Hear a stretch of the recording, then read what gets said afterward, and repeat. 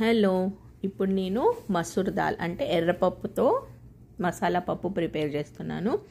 దానికి గాను first pan తీసేసుకొని ఆయిల్ వేసేసి ఆయిల్ వేడెక్కిన తర్వాత ఆవాలు, జీలకర్ర, ఉల్లిపాయలు, పచ్చిమిర్చి, కరివేపాకు, కొద్దిగా పుదీనా వేసేసి అవి ఫ్రై అయిన తర్వాత దాంట్లో కొద్దిగా పసుపు, మెంతి పొడి, ఉప్పు వేసేసుకొని ఫ్రై చేసేసిన తర్వాత కొద్దిగా అల్లం వెల్లుల్లి పేస్ట్, ఒక స్పూన్ అల్లం వెల్లుల్లి పేస్ట్ వేసేసి కూడా అవన్నీ పచ్చివాసన పోయేంత వరకు వేయించుకోవాలి. ఉల్లిపాయలు, పచ్చిమిర్చి అవి కూడా ఫ్రై అయ్యేంత వరకు మంచిగా ఫ్రై చేసేసుకున్న తర్వాత ఇంకా ఇప్పుడు మనం ఆల్రెడీ పప్పుని నానబెట్టుకున్నాము.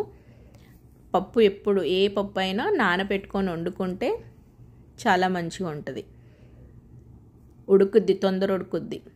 ఇంకా అది వేసేసుకొని మంచిగా ఫ్రై చేసుకున్న తర్వాత పప్పు కొద్దిగా ఫ్రై అయిందని తెలిసిన తర్వాత దాంట్లో మన రుచికి తగినంత కారం అండ్ కొద్దిగా ధనియా పొడి అండ్ కొద్దిగా పెప్పర్ మిరియాల పొడి వేసేసుకొని ఈ మూడు కూడా మంచిగా కలిసేలాగా పప్పుకంతా కలిపేసుకొని ఇట్లా కూడా కొద్దిసేపు ఉంచుకోవాలి స్టవ్ మీద. ఏంటంటే అవన్నీ మంచిగా పప్పులకి పట్టిపోతాయి.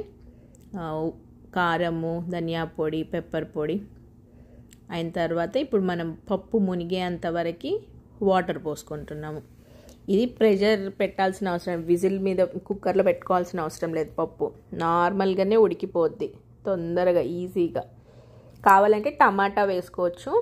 నేను టమాటా వేసుకొని ఒకసారి చేస్తా, టమాటా వేయకుండా చేస్తా. ఈరోజు ఏంటంటే బెండకాయ పులుసులోకి చేసుకుంటున్నాను కాబట్టి టమాటా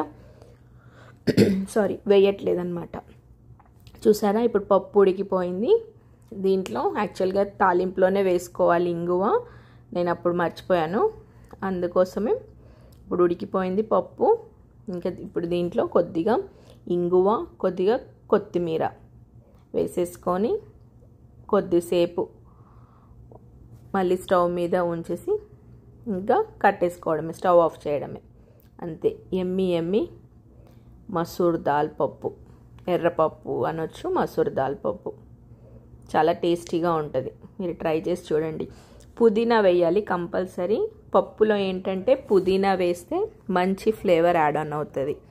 అండ్ నేను ఎలా చేశానో ఇదే ప్రాసెస్ తోటి మీరు కంటిన్యూ చేయండి. చాలా టేస్టీగా, యమ్మీగా, చాలా బాగుంటుంది. Thank you.